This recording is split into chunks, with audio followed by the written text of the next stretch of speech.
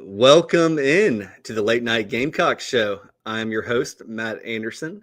Joining me, as always, is Alex Jones of thebigspur.com. Alex, how you doing tonight? Doing good. Trying to keep up with everything. Got recruiting going on right now, camps going on, but it's that fun time of year where a lot of things happen, a lot of good things for South Carolina right now on the recruiting trail happening that I know we're going to all discuss tonight. Yeah, we're going to get into everything. So this show tonight is going to be really heavy on football recruiting. As Alex kind of just alluded to, there's football camps going on. There's unofficial visits. There's official visits.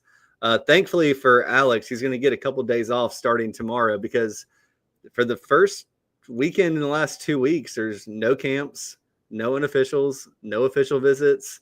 It's a I don't know if it's a dead period in recruiting, but it's going to be a dead period for the Gamecocks, which I think is well needed for everyone involved. Yeah, they'll have their last 7-on-7 O-line, D-line camp tomorrow. Then they'll have another one that like almost combine type of camps on Saturday morning. But then I think they'll try to take off all for the Father's Day weekend and all that. And then next week they got 2 7-on-7 camps on Thursday and Friday. Then the huge weekend, official visit weekend to cap off the June slate. So should be really interesting, especially to recap everything this week, but then kind of get a little bit of a looking forward to next weekend. Yeah, I'll be honest. I've been a little bit out of the loop. I've been working like crazy this week. A lot of 12-hour days, which I'm thankful for. We're always thankful for a job and all that.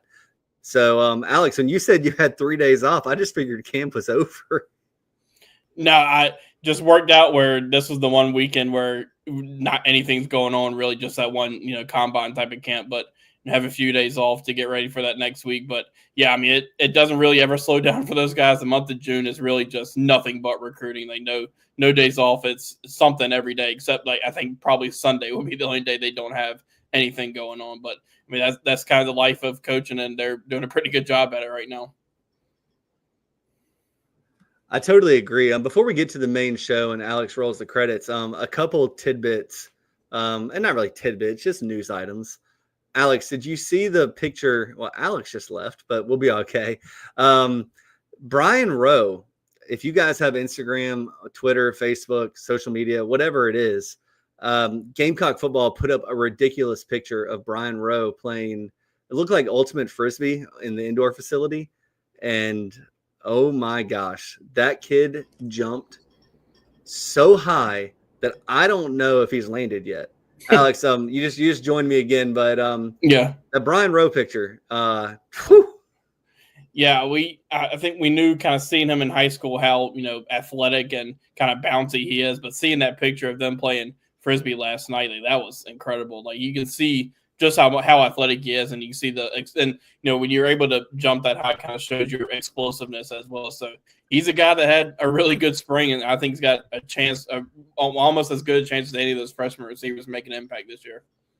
I'll tell you what I saw, and like, look, catching a frisbee is a lot different than catching a football. A frisbee is not the same size, not the same diameter, anything like that. But all I could think about is what would Steve Spurrier do with a receiver like that? We all remember famously against Alabama when Mark Ingram won the Heisman that year, 3 straight, or I think it was 4 straight jump balls to Alshon. And Alshon was just a true freshman, and Brian Rowe was just a true freshman.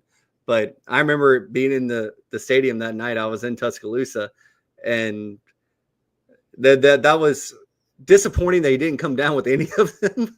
So that was tough. But the fact that you saw the basketball instincts and what Steve Spurrier knew could work, and he was willing to do it 4 times in a row. And then I always go back to some of those iconic catches. I'm going back to in Neyland Stadium against Tennessee and Sidney Rice going up and getting the ball, and it's an iconic picture in Gamecock lore. Maybe Brian Rowe is that next guy. So, Alex, the other thing I wanted to bring up, did you happen to you follow Eli Ellis on X, Twitter, Instagram, whatever all that stuff is? But I saw his post on Instagram. I think it was Instagram, yeah. And it was kind of just a little bit of, pick up with the team. He was wearing number 15. I don't know if he's going to be number 15, but it was about 45 seconds of clip, maybe 55 seconds, maybe a minute. I can't remember, but it was pretty impressive. And I know pickup's pickup. So before anyone gets on there, it's just a pickup game. No, it's just a pickup game. But he looked like he fit. Yeah, and to be completely honest, I haven't watched the whole video yet. I've seen clips and all that, but seeing people talk about it, like it seems like obviously it's just pickup. So there's still a whole bunch of to learn and stuff like that. But he's going to be something that's going to be heavily relied on this year, whether that's in a starting role or coming off the bench. But I think he's obviously he just arrived to campus, but I think he was ready to go from day one stepping on campus, and it's going to be interesting to kind of see how the offseason goes for not only Eli else, but the rest of this team, because it's a big offseason heading into the next year. Yeah, and I'm just going to say exactly what I posted on the Big Spur earlier tonight when I saw it. I saw it right when I got back home from out of town. And I said the basketball program at South Carolina needs to lean in and collaborate as much as legally possible to the social media following and influence Eli Ellis has. Him on Instagram and X with the South Carolina jersey on is more social media visibility in the AAU overtime elite high school basketball scene than they have ever had before. If he becomes the type of basketball player that I think he can, with his type of bravado and style of play, almost any NIL payment to him is a value. This is a first for the university to have exposure for the program they can't create on their own. The kid has 3.5 million followers. Yeah. It's like 300,000. It's a ridiculous amount of followers. It's stupid. Mm-hmm. But just him in a Gamecock basketball jersey, but also the way that he highlighted making passes to other players, them scoring. And Marty, yeah, like I said, Marty, I did not play Division I basketball, but I put up a 50-piece one time in pickup. So trust me, I get it. I get it, Marty Freeman. But yeah, so we'll see what happens with it. But it's nothing, if nothing else, is good publicity. So Alex, how about we go ahead and roll the intro and then we'll get right into the show.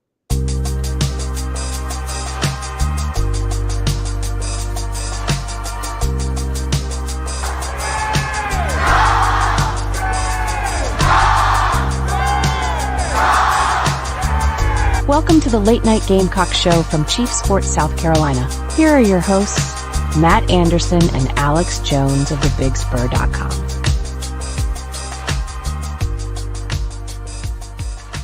Well, as we get back into this, I want to make a quick clarification. I was scanning and I'm looking at Marty's post right now. He said we've had plenty of players that didn't even look good in pickup games. And Marty, you are absolutely correct. I thought you were saying it was just a pickup game, so my apologies there. But yeah, look good, look smooth, look a little bit, dare I say, Steve Nash. But that's a conversation for another day. Alex, we've had a couple official visit weekends now. The Gamecocks have brought in 15 or 16 total players so far.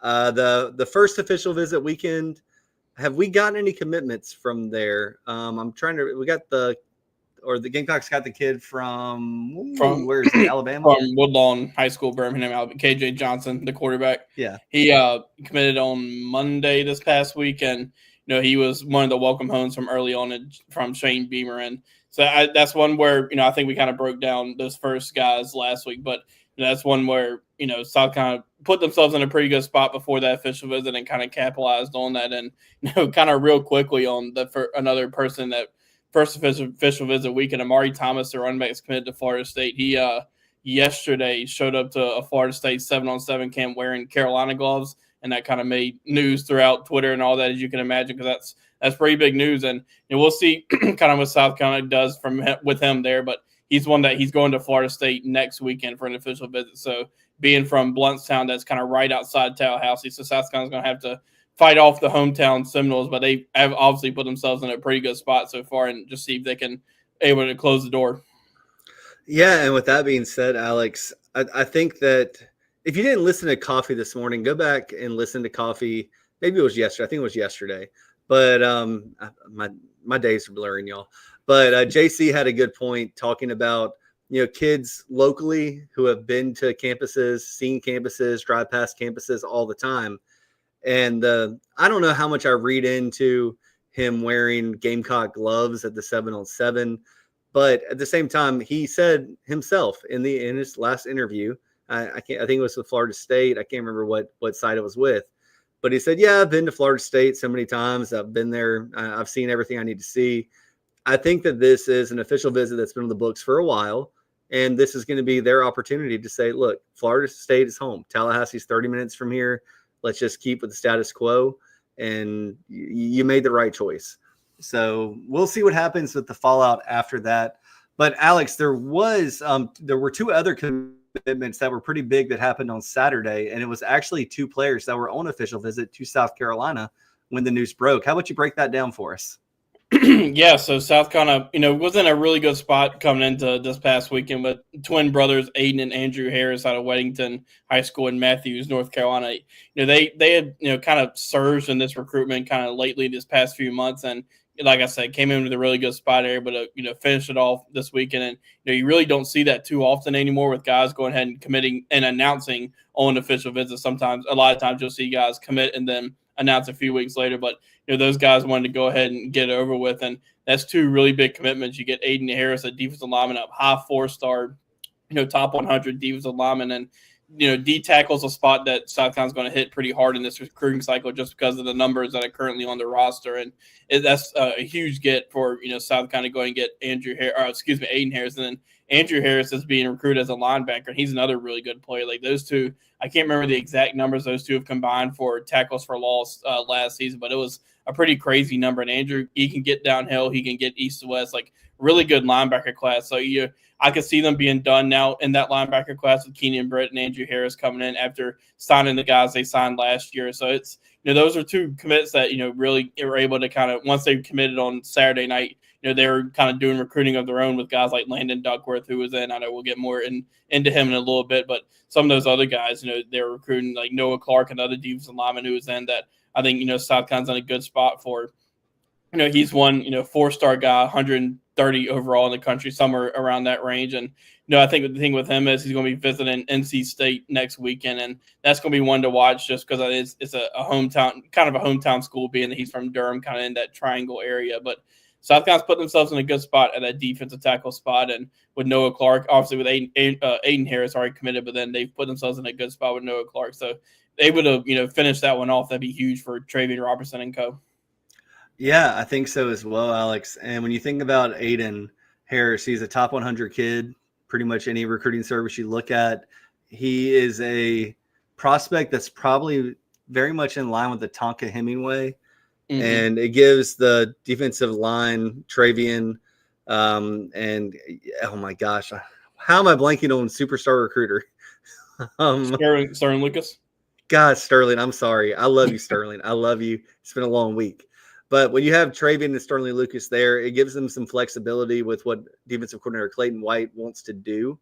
And maybe there's going to be some 3-down lineman sets. There's going to be some 4-down. And when you have a guy that like Aiden that can potentially get after the quarterback, but also maybe clog up the middle and take up space, we'll just see how he grows and how he develops. And then his brother Andrew, the linebacker, he's still a top 300 kid. So, twins are interesting. They're very different. They're very different in their size, their stature, the way they play the game. But like Alex mentioned, their tackles for loss have been pretty ridiculous for their high school team. So, Alex, you did talk about Noah Clark there for a little bit. Noah Clark is more of your typical big man in the middle, maybe typical to the Kentucky kid we saw the past couple of years, but a guy that can clog up the middle of the defensive line, maybe take on 2 blockers, allow some rushers to come in free.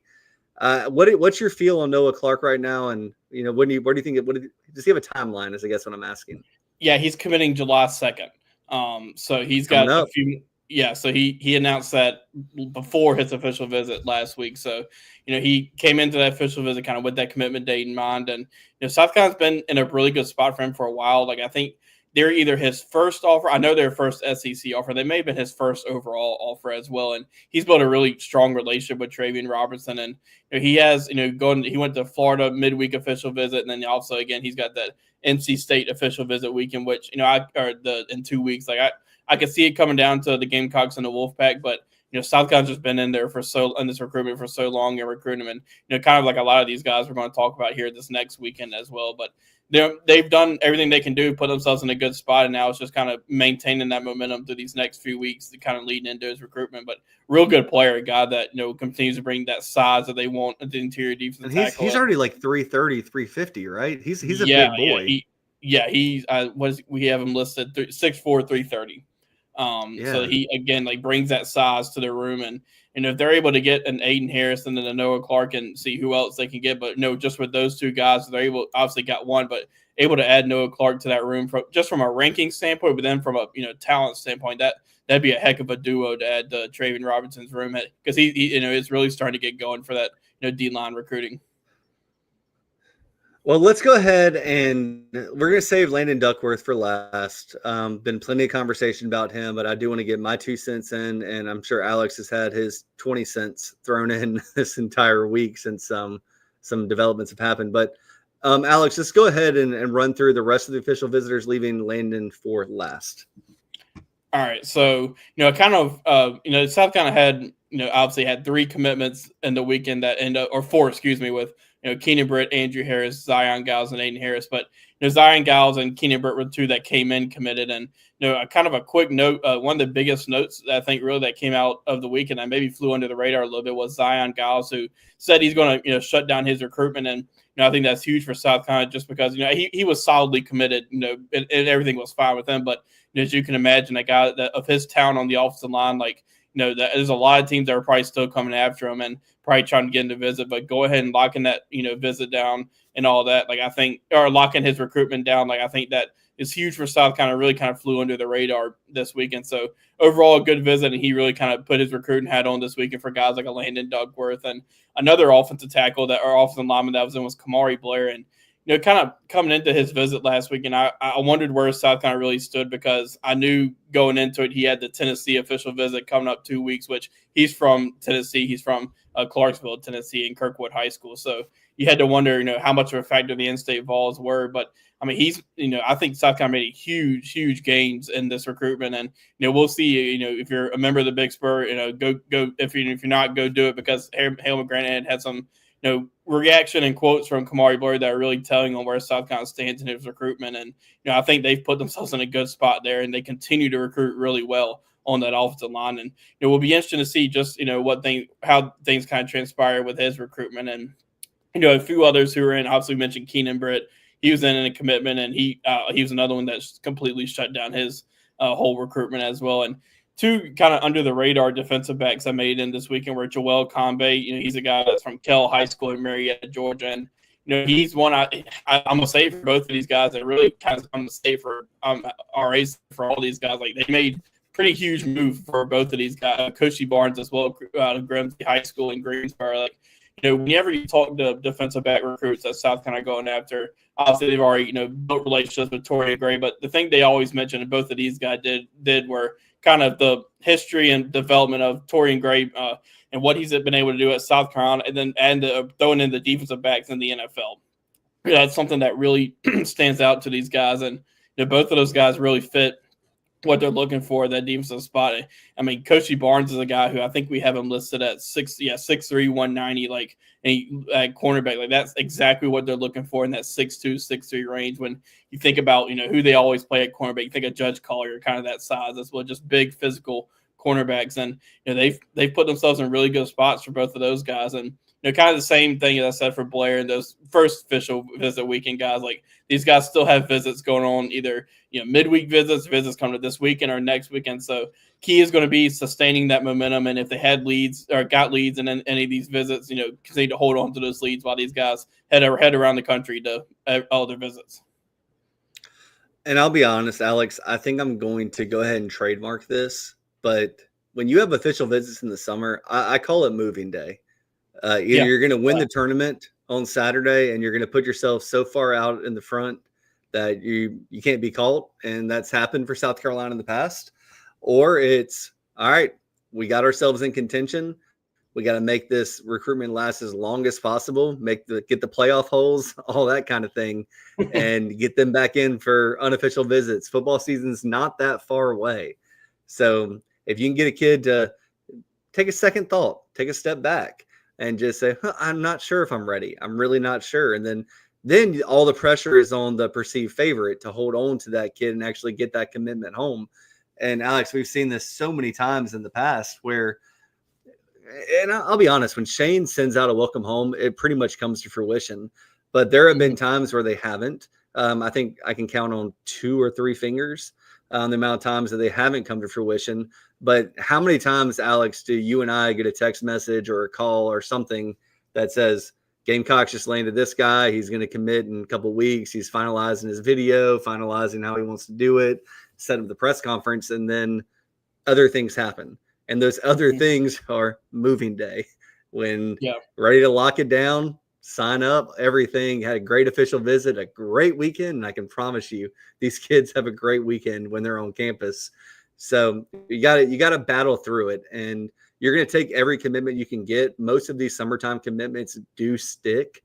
That's one thing that I've noticed over the years. The summertime commitments do stick because most of the times, if they're already ready to commit, they're going to go be on campus as much as they can during their football season, the high school football season, I should say. And then, y'all, it's very difficult to play a high school football game on Friday night and get in the car and drive to a potential 12 noon kickoff, a 3 p.m. kickoff.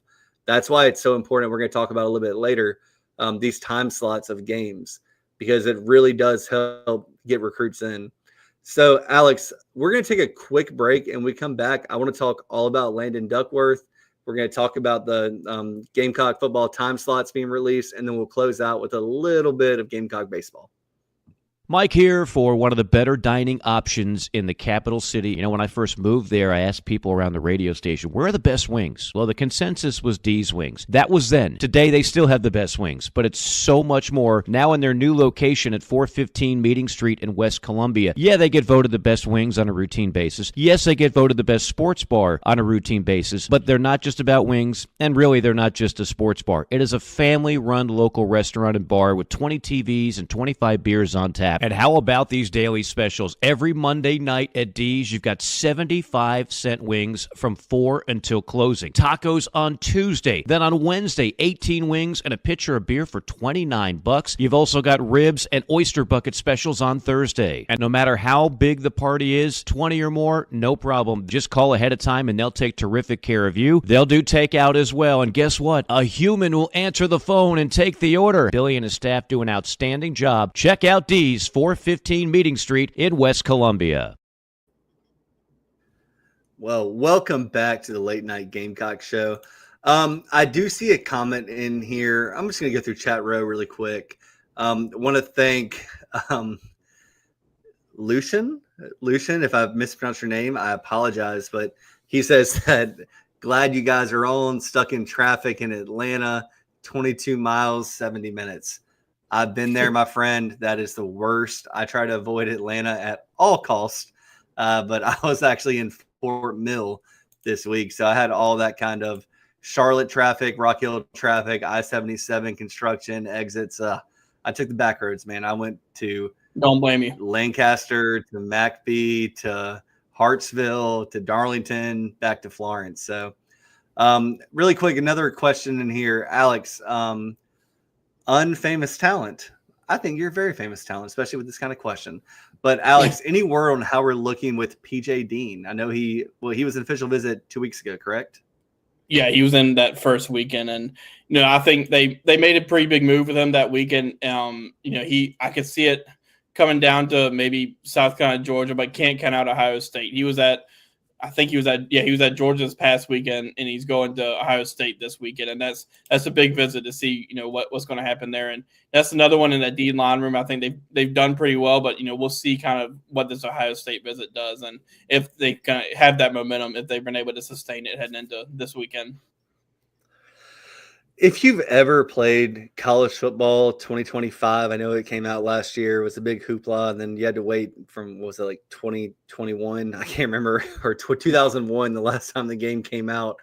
But it does matter how close you are in proximity to the college you're going to, because a kid can go anywhere and have a great college experience, but parents, family, loved ones want to watch their son, daughter, brother, sister, nephew, friend, whatever it is, play. So we'll see what happens with him. Ohio State is a long way away from Georgia. The Zion Ely stuff, Alex, like this is a kid that has some connections to South Carolina. South Carolina recruited him pretty hard. You can correct me if I'm wrong here, Alex, but it seems like very much Maryland secured the bag very, very early and probably put it in permanent marker, underlined, bolded, italicized, in quotations, and I'll give you my firstborn child. My firstborn child will be named Zion, and it'll be Zion Jr., Zion the third, Zion the fourth. I don't know exactly what the deal was, but so Zion is going to come through South Carolina. He's on a recruiting bus tour. They're hitting multiple campuses. South Carolina is one of them. I know that North Carolina and a couple other colleges reached out to this bus tour to see if they get him to stop by. But I don't know how much I would read into it at this point. Obviously, the coaches are going to try and get some one-on-one time. But this bus tour is also going to Wake Forest. And at the end of the day, I hate to be this guy who says it, Alex, and I'll die on this hill if I have to. But Wake Forest would be pretty happy to have a bunch of kids come through with Zion Ely on the bus. So it could be promoting his friends, helping his friends out, but that is pure conjecture from me that has not been told to me. So I want to get that out there. But yeah, Alex, any thoughts on Zion? Yeah, I think it's one of those where you get him in, you take your shot, see what can happen. He's been pretty, saying that he's locked in with Maryland, and he took an Auburn official visit, and I think after that said that he's locked in with Maryland. So, I think, South Carolina has a lot to sell at that position, and they're going after a lot of those top guys, Julian Walker, Carter Meadows. I think it's just one of those, you get them in and, you just take your shot and see what happens and do what you can do and kind of just see how it plays out from there. I think you're exactly right. When you're talking about 5 stars, it's not that South Carolina cannot compete and land a 5-star. Shane Beamer's proven that he can, but it is a different type of conversation. What was David Solomon, the offensive tackle? David last Sanders. Year's class? David Sanders. That became a pure, what are you going to pay me? I need at least $2 million year one. And I don't have a problem saying that. The kid's in college. He's now a professional athlete, and he's stuck with Tennessee. So sometimes there is money involved, and especially with those high-level players. But South Carolina has won their fair share. And to get a Nick Harbor, oh, my gosh, to get a Dylan Stewart, oh, my gosh. And there's another one I'm forgetting here. Who's the last 5-star I'm forgetting that Shane's landed? Oh, now you put me on the spot, and I'm completely blanking. It might have been like a composite 5-star, but anyway, needless to say, like South Carolina can compete money wise. Who? Josiah Thompson. Josiah. Thank you. Yeah. Thank you. Unfamous talent. Change your name to just talent. And you are very famous in our book. So yeah, Josiah. And Josiah's an in-state kid, but at the same time, everyone in the country wanted him. So let's talk about another kid that everyone in the country wants or wanted or had the opportunity to get told no to, and that's Landon Duckworth. Landon Duckworth, Gamecock fans will remember, was a very, very early commitment, has stayed in the top 100 of pretty much every recruiting ranking overall. He is, I think, 50 overall right now and 24/7, either their rankings or the composite, but looks not an exact clone of Lenore Sellers. Maybe not as agile, maybe not as powerful, but what an arm. And a kid from Alabama. Yeah. And Gamecocks seem to be in the final 2 as of last night, Alex. Yeah, as of last night, he's one that, kind of to your point there, like, not as big as Lenore Sellers, but I mean, he's got elite athleticism, and he can also really throw the ball around the park too. And, last night he announced that down to final 2 of South Carolina and Auburn. He took the Auburn official visit 2 weekends ago, was at South Carolina this past weekend. South Carolina, he came into that official visit, feeling really good because they as you mentioned, had the commitment before. He backed off that pledge, but Mike Shula's and that staff's done a pretty incredible job of keeping that relationship, because it's kind of for a few months ago, it's kind of looking what South Carolina going to really be in this, just because not too many times you see a guy decommit and then recommit to a school. And obviously quarterback recruiting is a little bit unique as the rest of the positions. And actually, we've already seen one player do that in Jared Curtis, who decommitted from Georgia, and has recommitted to Georgia. But South Carolina did a great job this past week with Landon Duckworth, and still have momentum. And obviously, the reports are out there that he's going to visit Auburn this weekend. So I think you got to survive that. Auburn, we've seen what they've been able to do in recruiting under Hugh Freeze these past few years, but I think one of the things you're South Carolina that's kind of leaning in your favor in the recruitment is just Auburn landed Deuce Knight in this past cycle, who's one of the top quarterback recruits in the country. And when you look at Auburn's quarterback room, obviously Deuce Knight, being that he's going into his first year, is going to be there a few years. South Carolina's got Lenora Sellers, who still has a few years, but if he continues to play like he did, in the back half of this past season, heading into this year, maybe he's gone after this next year and goes to is a first round pick and is in the draft. And then you got obviously still have a pretty good quarterback room overall with Cutter Woods and Aaron Nolan and those guys. But then I think you could see where South Carolina would benefit from that in that recruitment. But I think South Carolina's still in a really good spot. I'm interested to see just kind of what the reports are coming out of the Auburn visit. Now, obviously, being that he's from Alabama, that's I guess you could worry a little bit about that, just because it's an in-state team for him. But South Carolina, I think one thing, I mentioned this on ITG earlier with JC and Phil, South Carolina also already has a few commitments from Alabama that I'm sure are probably in his ear, and Keenan Britt and KJ Johnson. That's got to help a little bit when you already have a few commits from the state that you're trying to recruit your quarterback from. So it's really interesting. South Carolina's done a pretty incredible job in this recruitment to even be in the spot and as in as good a spot as they are. So it's going to be interesting to see what these next few weeks look like. Yeah, and I'll say a couple things. I think I got 3 things in my head. Hopefully I hit all 3 of them. Dowell Loggins had a fantastic relationship with Landon Duckworth. Now Mike Shula. Brady Smeagol was a kid the Gamecocks brought in very well. From everything I know, could have gotten him. Ended up going to Michigan. I also consider Florida State and Washington. That was a situation where the Gamecocks passed because Mike Shula identified his guy. And that's twofold, because you do have an Aaron Noland and you do have a Cutter Woods in the program where you can be a little bit picky. And if you want to go after a guy, and Landon Duckworth's the guy, top 50 recruit overall, one of the top quarterbacks in the country, then that's what they decided to do. And it looks like it might work out for them. The second thing I'll say is, to Alex's point, Ole Miss has not Ole Miss, Auburn. Auburn has Jackson Arnold. They have Deuce Knight. So Jackson Arnold, former 5-star. Deuce Knight, former 5-star. This is big boy SEC football recruiting, when you might have guys that are really good ahead of them. And I think that everyone thinks that Cutter is a really good player. Obviously, Aaron Nolan had the accolades, a 4-star, top 100 kid, 67, 68, 70 in the country. Went to Ohio State. Ohio State did not want to lose him. Transferred to South Carolina.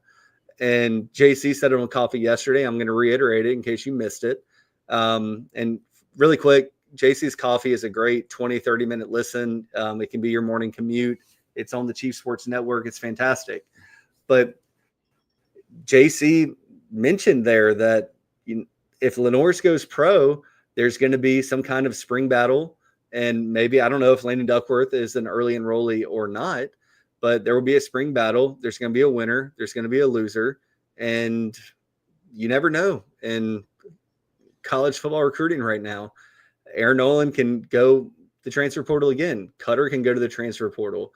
It's going to be all about what the future outlook is. And right now, and you're seeing the money thrown around in NIL for quarterbacks. I think Duke spent like $10 million or something over 2 years for a quarterback, and he ended up transferring after a year or something like that. So the money's out there, and these kids, it's a one-of-one position. If you sit, how long are you going to sit? When can you show the pro scouts what you have? And oftentimes, if you sit, you're probably not going to be professional.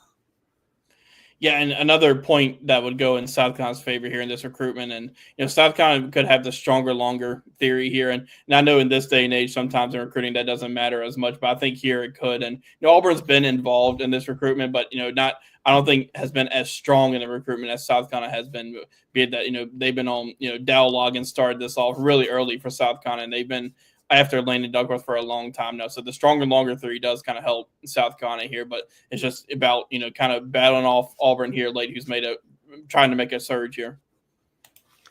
Yeah, I agree. Alex, we'd be remiss if we stopped talking about football recruiting if we didn't mention the running back that committed last night from the transfer portal. Kind of came fast and furious.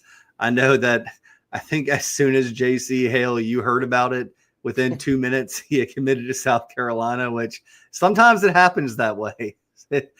Things move fast, but happens quick. To get another running back in the room, a kid that was a 4-star, top 200 kid, went to Arkansas, redshirted, went to Colorado. Everyone's talked about what Colorado's offense was like last year. We don't have to go into that. But a kid that runs hard, had good pedigree coming out of high school.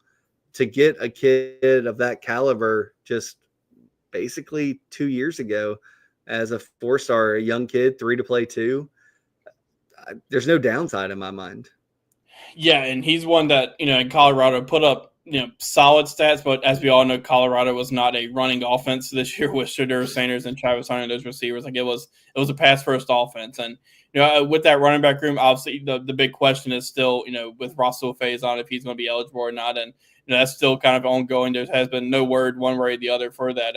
But I think if you have an opportunity this late in the game to add a player of Augusta Dave's calendar, like I think you absolutely take him. Just, when you look at the numbers, say, for instance, if Faison is not ruled eligible, without the commitment last night, you then have, Oscar Adaway, Matthew Fuller, and Jordan Howell as your guys in there. You really would want a fourth one, and you throw that in there. That would help in that instance. And then even if Russell Faison is ruled eligible, you still, I think 5 is kind of the ideal number for running backs in a room, just because, or scholarship backs in a room, just because it's one of those rooms where you just take such a beating, especially in the SEC. Like every week, you can't make it on just one running back. You can't make it on 2 running backs. So I think it's one of those where when the option came about and they had the chance to take him, I think you absolutely had to, because he has proven as himself for the most part at a high level of college football, and just one of those where why not? I mean, it's for either way, even if Faison is eligible or not, like you take that guy and let him compete with the rest of those backs. Yeah, and I think it's a not really a double-edged sword, but double side of the coin. You have Jerron Howell, who came from South Carolina State, was a freshman All-American, and then you have a kid that played not only at an SEC school in Arkansas, but Colorado, who was very, very active last year in the every year in the transfer portal, but prioritized them. Let's not forget that Deion Sanders also prioritized Vakari Swain, and Vakari stuck with South Carolina. So I'm not going to say that they're not able to identify talent. So at worst, if he's 4th or 5th or redshirted, whatever it is, it's a good thing for Carolina. Yeah, and he has 2 seasons of eligibility too. It's not like he's coming in for 1 year. Like you're going to have him, if things go right, for 2 years. Like that's big. Just he has 3 to play 2. So 3 to play 2, right? Yeah. So yeah. I mean, it's one of those where you can have him for a few years, and that's big. I mean, just because from a numbers standpoint in that running back room. So again, like it's just one of those where that when that potential option came about, I think South Carolina had to take it, just because of just that, as I mentioned, that room just takes such a beating every year and at every team in the SEC. So the more the merrier, honestly, in that room. So Alex, I'm going to get your take on this. Sometimes I have off the wall theories, off the wall ideas, and 2 years ago I was 100% right, and this might be the edifice on my grave, Oedipus, whatever it's called. Matt said that wide receivers, quarterbacks, and all these position players are going to skip their senior year of high school and go early to college because you can get NIL and play against better competition. The next thing I'm going to say, and I think I'm going to be right on this, I'm going to, if I had a knife, a chisel, something, I would put it in my wood table right here.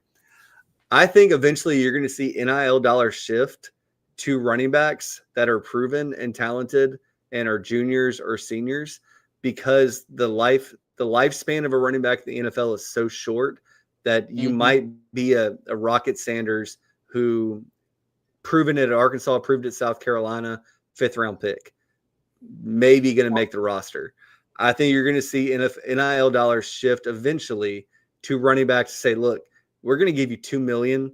You're going to come run your ass off for a year. Pardon my French. It's a late night, so we can do a little profanity. We try not to, but you're going to run your tail off, and you're going to earn every dollar of this. And we're going to set you up with a retirement account. And I think you're going to see more running backs start staying in college for their junior and senior year, especially redshirt juniors, fifth year, whatever. Hopefully the fifth year, sixth year, seventh year goes away. But you can see a seventh year running back that's going to make more money in college than they will in the NFL. So put it on me. I'm going to take it on. That's my theory. Well, whenever you started making that point, Rocket Sanders was the first one that came to mind, just because when you look back, think about the impact he made at South Carolina for that offense last year. I mean, I know the first play everybody thinks about is that Missouri play where he takes in the end zone for the win, and he had so many other plays where he made last year. But he was an older running back, an experienced running back, a guy that was proven. I could see it, kind of going to the end for the point that you mentioned that with the way NFL's kind of transitioned with running backs and kind of taking them later, maybe not paying them as much just because of what I was talking about earlier with, how physical that position is. And then with NIL dates, I think you may see running backs stay in college a little bit longer. I could also see it kind of going back the other way too, where the guys try to leave a little bit earlier. But with NIL these days, you never know. But, Rocket Sanders would be the perfect example of that, to your point. I think so too. Before we move over to talk about the time slots, is South Carolina still recruiting Trey Aiken? Brandon asked that on chat row. Yeah, they are. He'll be in next weekend. I think could see that one coming down to South Carolina, NC State. I think NC State's kind of making a pretty big push here recently, and he was at NC State this past weekend. But South Carolina will have their shot next weekend when he comes to Columbia.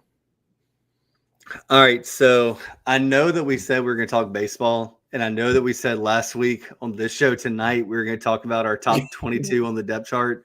So much stuff's happening that we're not going to be able to get to all of it. So next week, we hope we're going to stop saying we're going to do, and we're going to say we hope, because we would love to talk about this. And the summer's a long time, and July is a long month. July.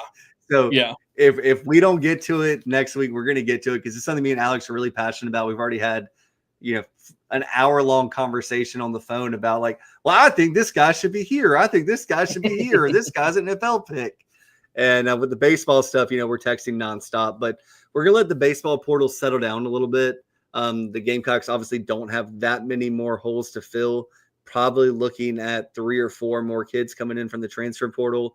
And then July 13th, you got to sweat the Major League Baseball draft. But we'll see where the cards fall. And then we'll see how they rebound from. Hopefully these kids get drafted. I mean, honestly, I'm a big proponent of I want the kids to have every opportunity they want. I want them to get drafted, have a decision to make. And I hope they make as much money as they can, whether it's the South Carolina, whether it's the pros. I want these kids to have opportunities to capitalize on the talent that might not be there for a long time. And it's not my money, so I really don't care. So whatever they get, it's fine with me. But moving on, Alex, we're going to close out the show talking about the Gamecock football time slots. Don't worry about pulling it up. I got it here, Alex. We all know August 31st in Atlanta, Gamecocks will play at Virginia Tech. That game is at 3 p.m. on ESPN. Then after that, on September 6th, you have South Carolina State coming to Williams-Brice Stadium. That is a 7 p.m. kickoff. It's already announced on SEC Network Plus, ESPN Plus. And then we move into the flexes and the time slots and all of that. So, Alex, we'll start with, Alex, we'll talk about this a lot in July. But I'm not sure I know I knew this, but I don't remember knowing this, if that makes sense. But you have the neutral site against Virginia Tech, and then you have 4 straight games at home. Yeah. So no, you get South Carolina State. Yeah, South Carolina State, 7 p.m. And then Vanderbilt at home, 7 o'clock, 7:45. Alex, what's your take on noon, 3:30, 4 o'clock, 7, 7:45, 8 p.m.? Do you have a favorite? Not as a media member, just as a college football fan. Well, yeah, I was about to say as a media member, I would say noon games because then I get to watch the night games. But I think as a college football fan, I think when you think about, Williams-Brice and any college football, the rest of college football, like night games are always fun for fans. And I think it's one of those where, especially Williams-Brice Stadium, how raucous and loud it gets. And that's huge for recruiting and all that. But, I think, it's one of those where it doesn't matter too much at the end of the day, because obviously, one thing is kind of interesting is the Clemson game being at noon. I did not sure if I saw that come. I thought it'd be a night game because it seems like the past few years when South Carolina's played Clemson at home, it's been, a night game. But, maybe it changes for South Carolina a little bit just because they haven't had as much success at home against Clemson in night games. So we'll see. Well, I'm going to go through all of these. We'll talk about Clemson real quick. I am very happy that game is at noon. That's a game that I will be in attendance for. I really don't miss very many home games, but November 29th, it starts to get cold. And I'd rather have that game at noon where it gets a little warmer throughout the game than colder throughout the game. But that's just me. So let's go through it, Alex. I'm going to go through all of it, and then we can talk about anything you want to talk about, anything I want to talk about, whatever. September 20th, Missouri comes to Williamsburg. Oh, no, that daggum Columbia screwed me up. So it's not 4 consecutive home games. It is Atlanta, Columbia. So Virginia Tech, South Carolina State, Vanderbilt. And then you go to Columbia, Missouri. And that game is flexed for 3:30 p.m. to 8 p.m. So you're not going to have a noon game there. Then September 27th, there is no Columbia that I know of in the state of Kentucky. So in Williams-Brice Stadium, you're going to have the flex window again, 3:30 to 8 p.m. October 11th, you're traveling to Baton Rouge, playing LSU.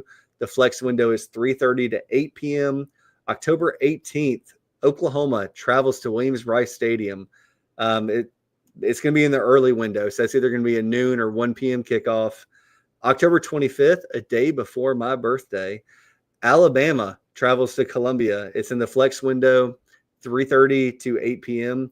Alex, did you ever think there would be a time frame in your entire life where the Gamecocks would travel to LSU, host Oklahoma, and then host Alabama in 3 consecutive weeks?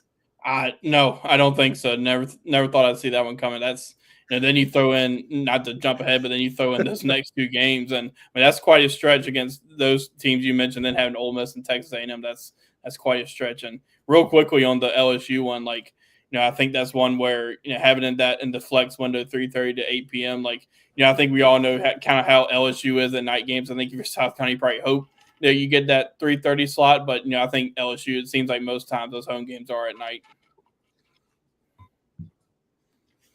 Yeah, and that's a game where if South Carolina has the type of start to the season that some are predicting, and LSU gets past Clemson in week 1, you potentially have a college game day scenario with an 8 p.m. game in Baton Rouge, which will be a crazy environment. Yeah. I think most Gamecock fans still want to get revenge on LSU for 2 particular games, the flip game. And then you also have the game where South Carolina had every opportunity to win with Marcus Lattimore and Connor Shaw and just did not get it done. So just to recap, Virginia Tech in Atlanta, 3 p.m. South Carolina State at home, 7. Vanderbilt at home, 7 or 7:45. Missouri on the road, flex window 3:30 to 8. Kentucky in Williams-Brice Stadium, 3:30 to 8. LSU on the road, flex window 3:30 to 8. Then you have Oklahoma at Williams-Brice. It's going to be a noon or 1 p.m. kickoff. Then Alabama also travels to Williams-Brice the next week, flex window 3:30 to 8. And then we get into the month of November. And in the month of November, Shane Beamer has a sterling record. We'll see how much it holds up this year. You got 2 home games, 2 road games. Alex already mentioned it. November 1st, you travel to Oxford. That's a flex window, 3:30 to 8 p.m. On November 15th, you go to College Station and face off against A&M. That's in the early window. November 22nd, Coastal Carolina in Columbia. That's the afternoon window. And then we mentioned it earlier, Clemson in Columbia. In Williams-Brice Stadium is already scheduled for noon. So, Alex, I'm going to do some quick math here. 1, 2, 3. You only have 3 games that are going to take place before 3:30. this entire season. So look, this is a great opportunity if you're a guy to get your honey-do list done early.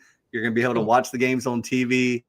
If you need to travel to Williams-Brice, if you live in South Carolina, it's not that far away. So, maybe you knock out that honey-do list Friday night, Saturday morning. You can still get there and tailgate and have a good time. But overall, Alex, I feel like this is what Gamecock fans have asked for. More night games, whether on the road or at home, especially at home. Yeah, it seems like there's an opportunity for a lot of night games, especially with all those flex windows. Like, I think it's, I was kind of surprised to see that many flex windows, but maybe not, because I think a lot of it is, TV people, whoever decides on these TV kick times. Like, I think a lot of it is just wanting to figure out early on who South Carolina is. I think, obviously, I think we all know here South Carolina's got a chance to be pretty good this year if things go as well as we think they can. But I think a lot of it's just kind of figuring out, like, all right, who's South Carolina going to be? We know they have Lenora Sellers. We know they have Dylan Stewart. What's the rest going to kind of look like? And, I think if they get off to the start that we all think they can get to with what their schedule looks like early on, like, could be for a pretty fun stretch in that middle to late season with a lot of night games. And a lot of night games at home potentially, but also don't discount the fact that night games draw a lot of viewers. A lot of people are doing the things we talked about, the honey-do list, the shopping, the everything on weekends. And, the more kids that are at home and are watching South Carolina, and this is something that I know for a fact, there are kids from all over the country.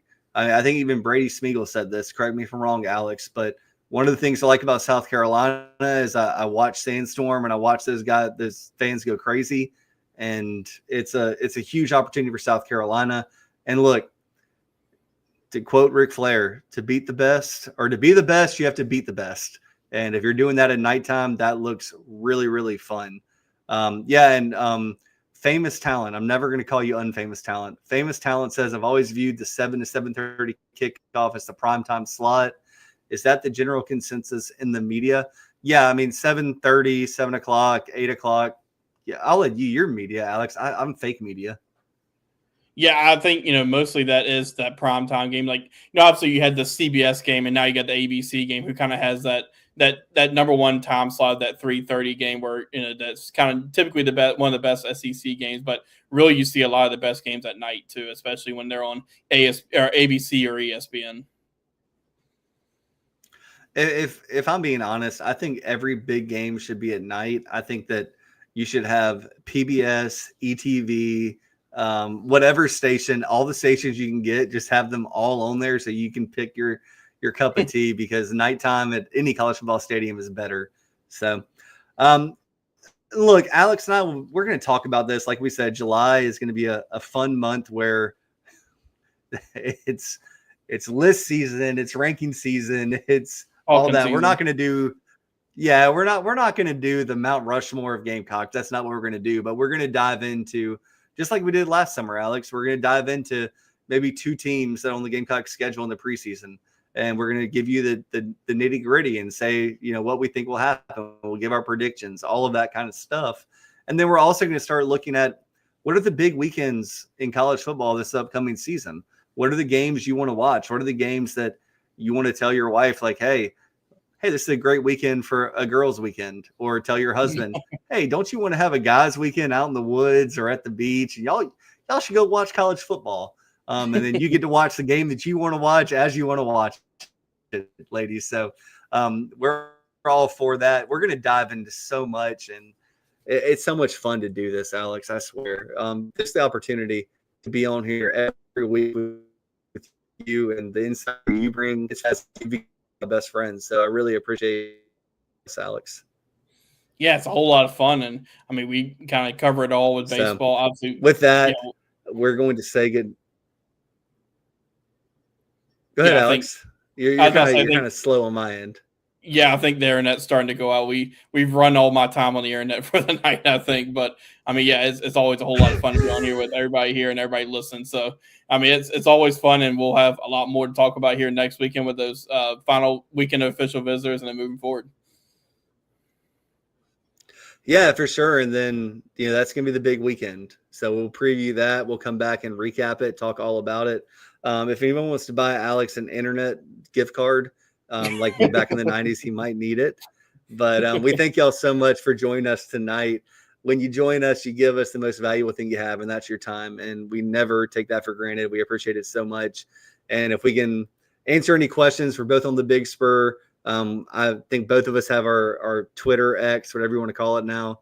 I prefer X because I think it's a little cooler. It's a little easier to say. And it doesn't have any birds on it anymore. So reach out to us if we can help you in anything, if we can answer a question. We'll be happy to do it. And we hope you all have a great rest of the week. Thank you for joining us on this Thursday. A little weird. Sorry, my schedule was everywhere this week, but we promise to have one episode a week, and we're hopefully going to do it on Wednesdays going forward. So we thank you all so much. I hope you have a great evening, great weekend. Talk to you soon. Bye, Alex.